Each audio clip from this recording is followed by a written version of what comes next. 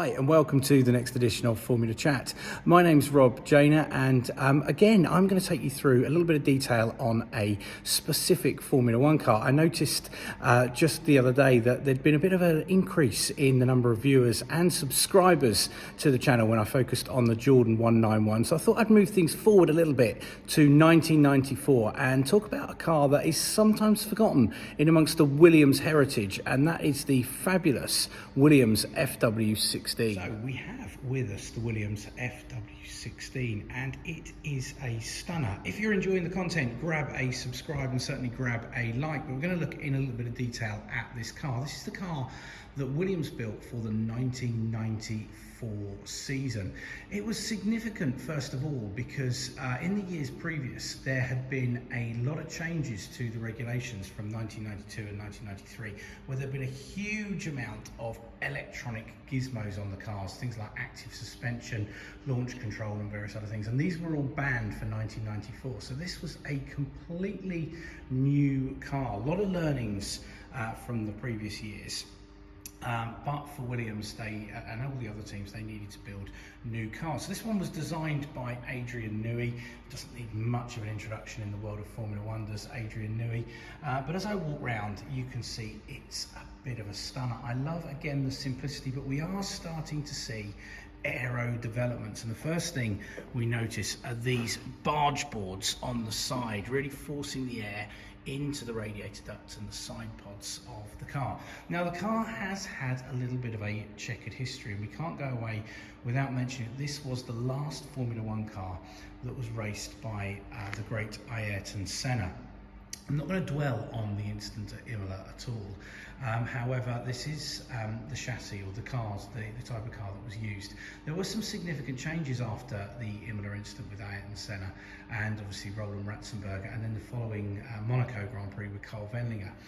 You may have noticed the eagle-eyed amongst you as I move around the car. You'll see this huge hole at the back of the car here. And that's basically so the ram air effect. As air goes into the air intake here was loosened. It was actually an attempt to slow the cars down a bit while other safety features were developed. And if you look at the cars in 1995 onwards, we have much higher sides to protect drivers' head and neck and other safety features that were built in.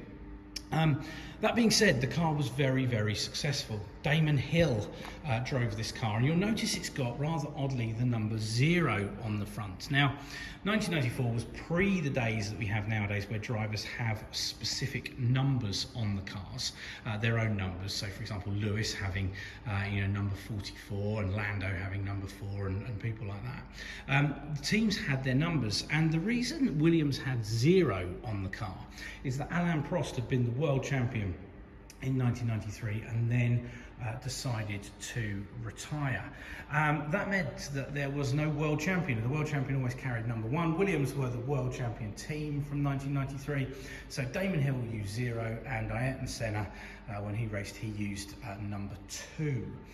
As did David Coulthard when he took over the car, and then Nigel Mansell as well. And saying that, it was driven by 3 British drivers during the season in 1994.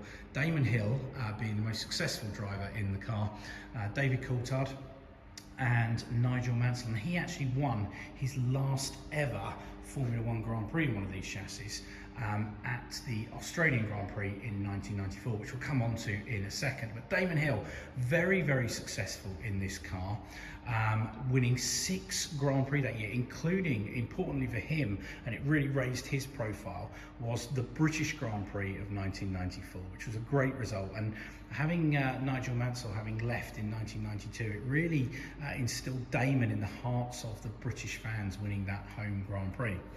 Renault developed a new engine for the car for 1994. It was a fabulous V10. If you've heard those engines, they are brilliant.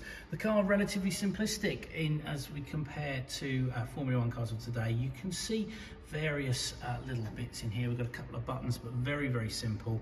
You've got the data button to give a little bit of change up on the screen. If we can just get the camera in there, you can see the screen. So we're starting to change. You've got the gear change lights, so we're starting to see a few more developments. If you compare this to the Jordan that we saw the other day, there is a real progression over the kind of things that we're starting to see in the car. You've also got the exact chassis plate there as well, which proves it is one of the authentic cars. Seat relatively simplistic, the belts relatively simplistic, none of that high sides that we mentioned that came in a little bit later, so the driver's head and neck really was exposed.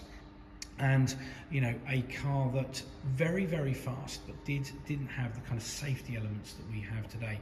Relatively simplistic suspension setup, the sort of standard wishbone, but the rear suspension really was the trick with this car. And Williams did develop a brand new rear suspension for this car, which really enabled the car to handle particularly well at both high and low speed. In comparison to the Jordan that we saw the other day, we haven't got the tri-wing, we've just got a simple wing, but you've got rather large single-based diffuser there, and you can really see where all of the suspension mounts link in there. It really is, again, these cars are always an absolute work of art looking in here. The eagle eyes amongst you will notice this car does not have an engine in it. The exhaust, there's no exhaust in there, but the car is a genuine car. It's still got everything else with it, but often when the Formula One teams put these cars on display, they will take the engines out of them. Not always the case, but certainly often the case. So this doesn't have the Renault V10 engine in it. You'll also notice the cigarette advertising. Now, I'm not going to shy away from it.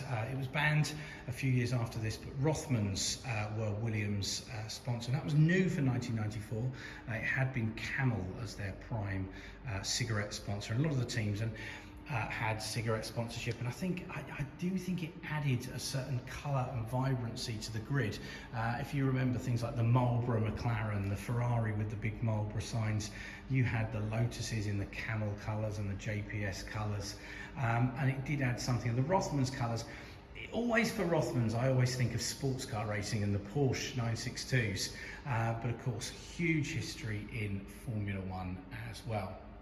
This is lovely, and if I just bring the camera down here, you see how simplistic the cars are now with these relatively large side pods, certainly in comparison to all of the aero that's going on nowadays. And I know it's very sophisticated and it's very, very important in the development of Formula One cars and makes them go quicker, but we're starting to see little aero developments like these winglets on the rear wing end plate here, but nowhere near the level that we see now. We can still start to see we're using the floor and we're wrapping it around as much as we can around the wheel to increase air going over the top, and then also increase the diffuser use at the back, and you can see how that curves in there.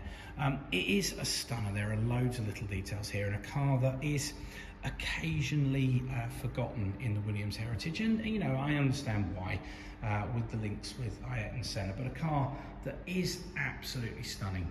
If you've got any questions, any comments, please drop them in the box below. If you've enjoyed this, grab us a like. If there's any other cars you'd like me to have a little bit of a look at, please let me know. Do have some access to some great cars, and I do enjoy doing these little chat throughs and looking at the cars. It really is absolutely stunning, this one.